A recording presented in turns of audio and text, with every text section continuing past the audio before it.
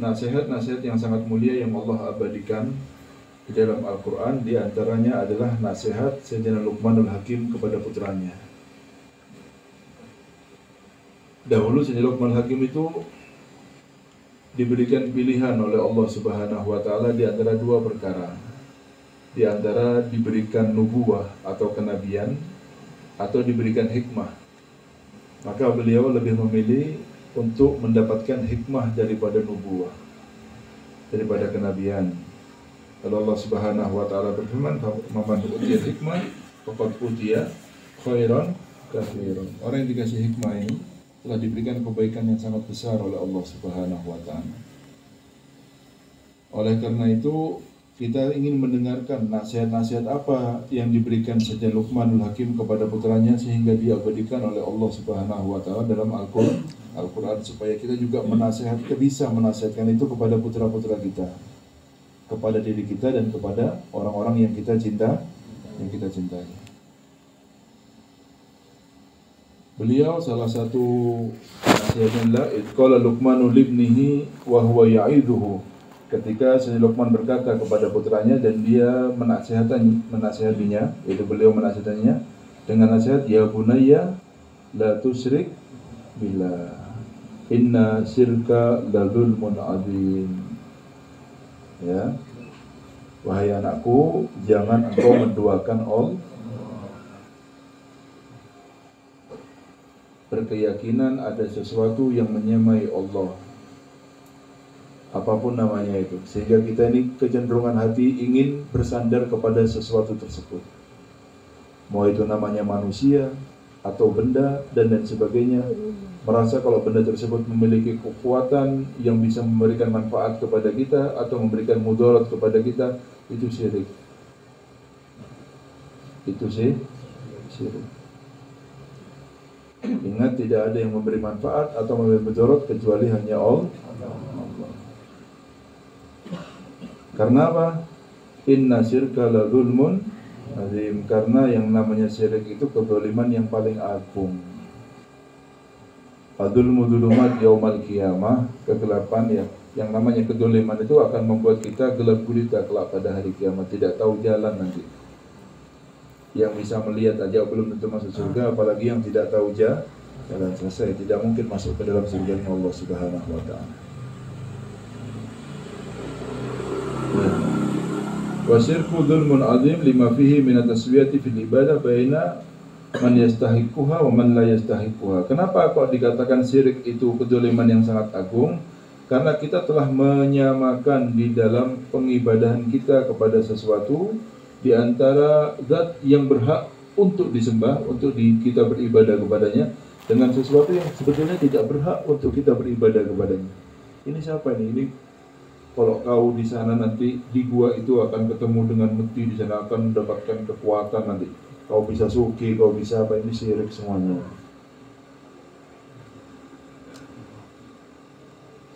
Dan banyak masih orang-orang golongan kita ini, terutama orang Banyuwangi, masih mempercayai dengan hal-hal yang seperti itu.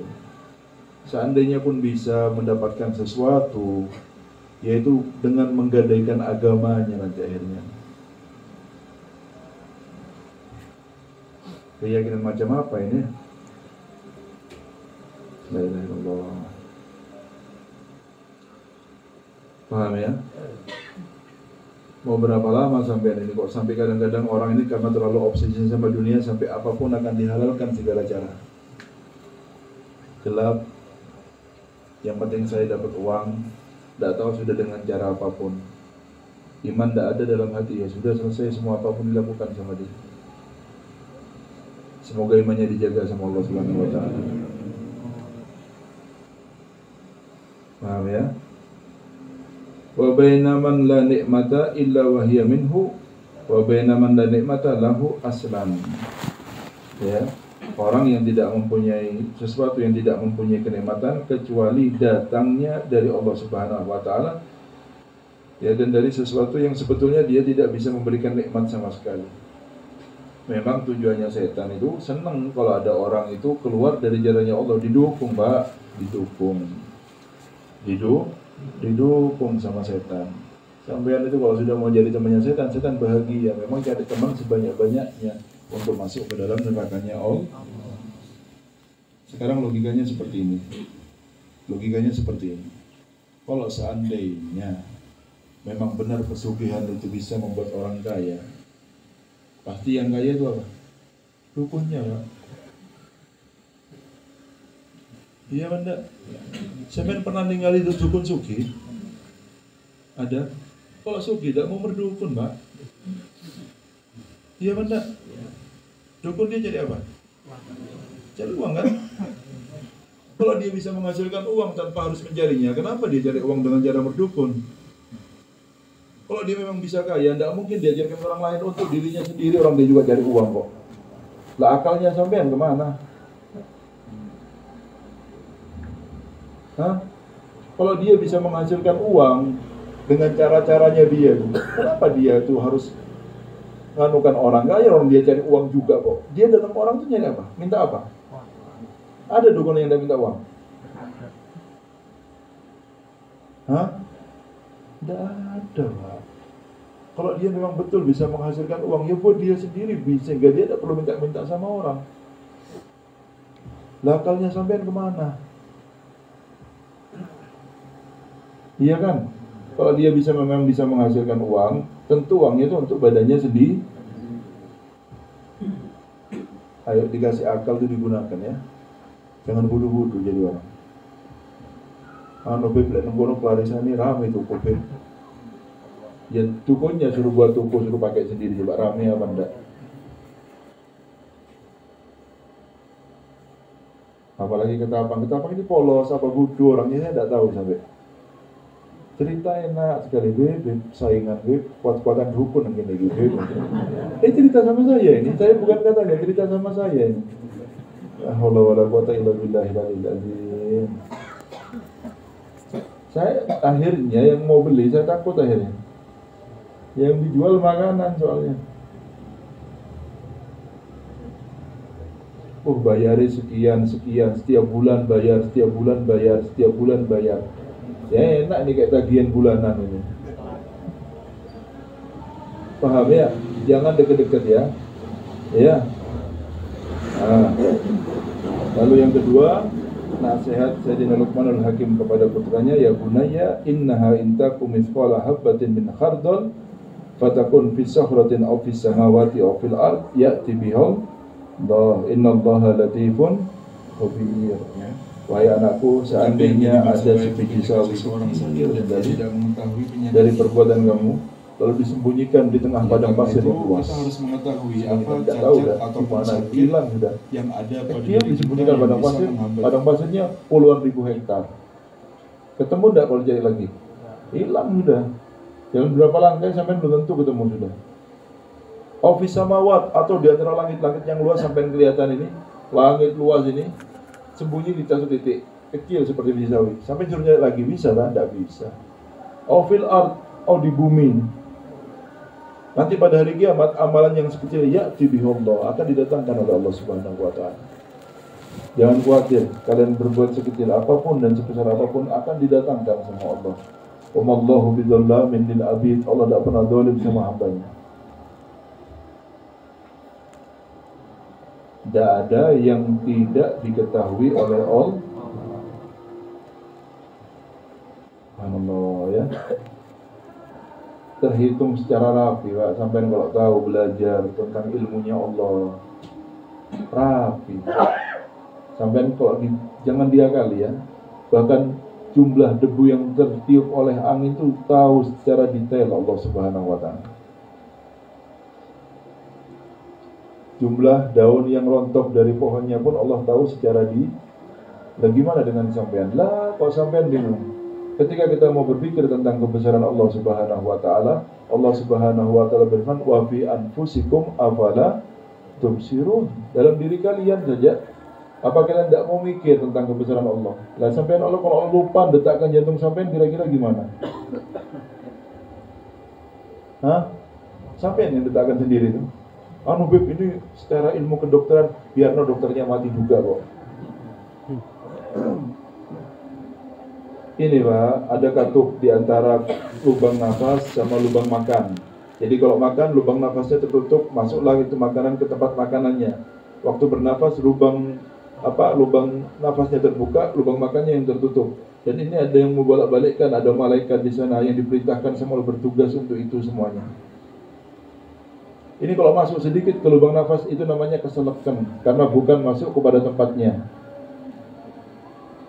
Paham sampean? Sampean bisa ngatur sendiri. Badan sampean sampean bisa ngatur sendiri. Seandainya sampean dikasih izin sama Allah untuk menggerakkan jantung sendiri, bisa sampean. Kalian Pak dak turu Pak. Ini berhenti sebentar, bahaya ini. Lah yang mendetakkan jantung sampean Allah dari mana? Sampean punya pikiran kalau Allah tidak tahu sama perbuatan sampean. Yang detakkan jantung sampean siapa?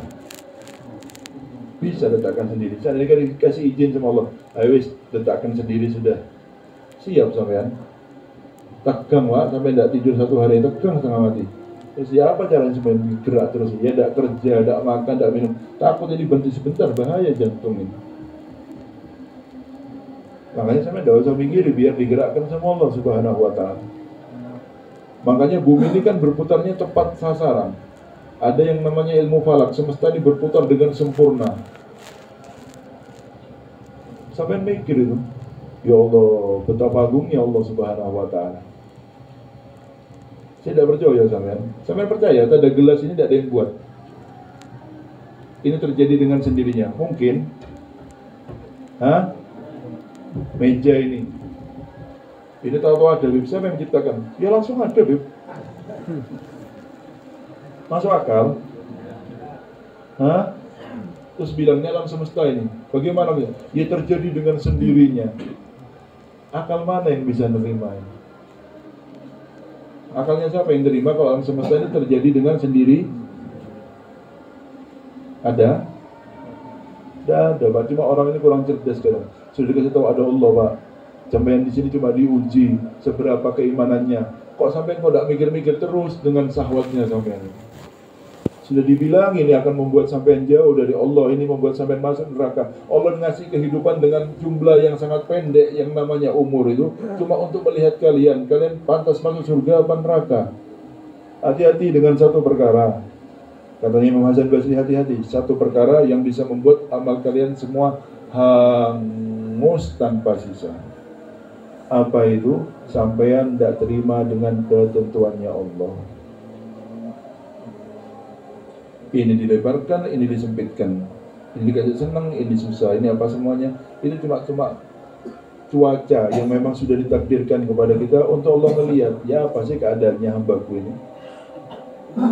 Kita semua terbatas dengan satu hal yang namanya umum. Di sana nanti akan tampak semua, ternyata semuanya itu hanyalah tulisan skenario dari Allah Subhanahu.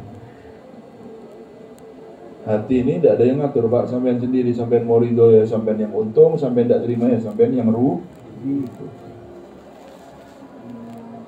Jangan digadaikan imannya ya. Paham ya? Innallaha latifun khabir. Fadhamir innaha raji ilal jannah. Wakila inna su'alahu kana an hati-hati da'amilha itu la yarahu ahad kaifa ya'lamu Allah. Ya, ini pertanyaan ini seakan-akan beliau menerangkan apa dosa yang sangat kecil nanti kira-kira diketahui tidak sama Allah. Ini berapa manusia, berapa miliar manusia yang berbuat maksiat seperti ini. Dari zaman Nabi Adam sampai akhir, kira-kira Allah tahu semuanya? Tahu Pak, jangan khawatir sampean. Jangan sampai ada sedikit pun ragu kalau Allah itu tidak tahu. Ya tahu, 100% tahu. Satu persatu semua tahu. Yang kita berbuat sendiri mungkin kita lupa karena mungkin sudah lama atau karena banyaknya dosa kita. Allah tidak ada yang lupa sama sekali. Jangan khawatir ya. Makanya kan saya pernah bilang ya, perlu kita ulangi sering ini. Makanya ditanya sama Sayyidatuna Aisyah, ya Rasulullah, adakah dari umat panjenengan itu yang masuk surga dan tapi yang jadi masalah itu ketika seseorang sakit dan dia tidak ada penyakitnya. Siapa?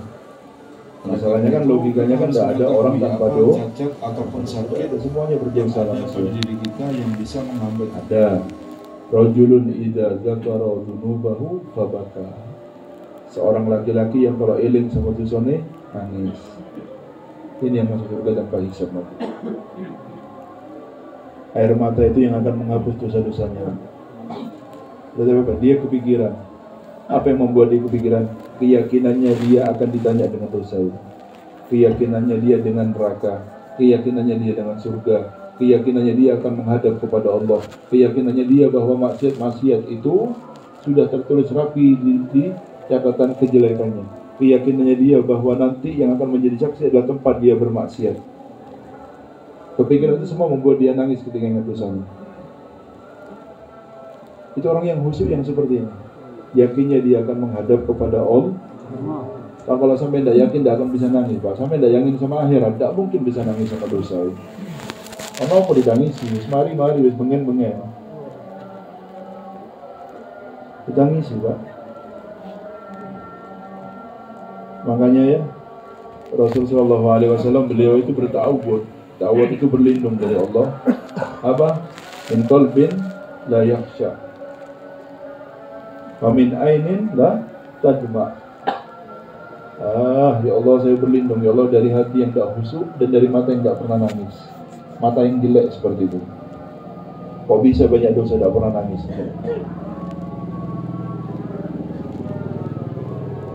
Kok bisa banyak dosa tak pernah nangis?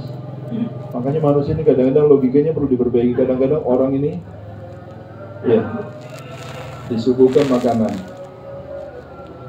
Ini punya kolesterol sama asam urat. Lalu di sana yang dimakan apa? Yang disuguhkan apa? Cumi-cumi, udang, pecel, apa makanan yang anti harusnya dia, Pak.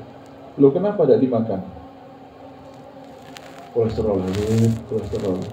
Eman sama badannya sehingga dia tidak memakan makanan yang bisa membuat dia mudah. Oh tidak itu boleh. Loh kenapa kok tidak maksiat? Akhiratnya gimana nanti? Takut. Kan seharusnya gitu kan. Kenapa takutnya sama cumi, tidak takut sama dosa sampai? Ajaib apa tidak akalnya manusia? Kok tidak mikir, ini maksiat. Kenapa kok tidak maksiat? Enak loh. Ya pas ada di akhirat kalau melakukan ini. Kan seharusnya gitu kan. Sama cumi tak? Sama maksiat tak? Akalnya kemana?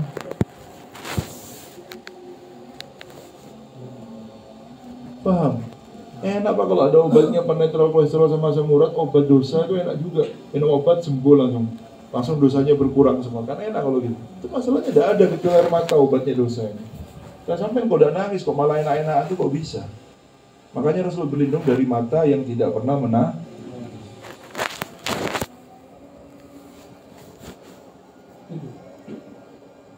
Makanya seperti ini ya. Bangun malam sampai kalau bisa mandi yang segar, wudu, pakai parfum. Sebentar sebelum istighfar sampai tafakur dulu. Bayangkan kalau nama kita dipanggil sama Allah. Liyakum fulan bin fulan bil ardi Allah. Misalkan saya bangun Ali bin Faisal ngadep sama Allah. Seakan-akan kita dipanggil, ditarik sama malaikat dan semua mata manusia melihat kepada kita pada saat itu. Sebelah kita Nabi Muhammad, depan kita Allah Subhanahu wa ta'ala. Terus ingat satu dosa saja. Sampai tidak perlu mikir dosa yang banyak, dosa yang besar yang sampai ingat saja sudah. Kalau dosa kecil terlalu banyak, Pak. Semuanya ditanya nanti, jangan khawatir. Ingat satu dosa, terus sampai jawab sendiri coba. Ini kalau saya ditanya dosa ini nanti mau jawab apa saya sama Allah? Terus kalau tidak bisa jawab, saya kira-kira diseret kemana nanti? Habis begitu berpikir, ingat neraka seperti apa, ingat nanti malunya kita depan orang tua kita, malunya kita dengan orang-orang yang menganggap dulu kita baik, malunya kita kalau dilihat sama Rasulullah itu gimana. Lah baru astagfirullah, ucapkan dengan penuh hati itu, dengan niatan untuk tidak bermaksiat lagi, dengan niatan ya bahwa dia tidak akan berniat untuk melakukannya lagi. dengan penuh penyesalan, dengan janji kepada Allah bahwa saya tidak akan kembali lagi ya Allah dengan dosa ini. Ucapkan astagfirullah, astagfirullah dengan air mata demi air mata yang keluar. Yang seperti ini diharapkan dia itu akan masuk surga tanpa hisab.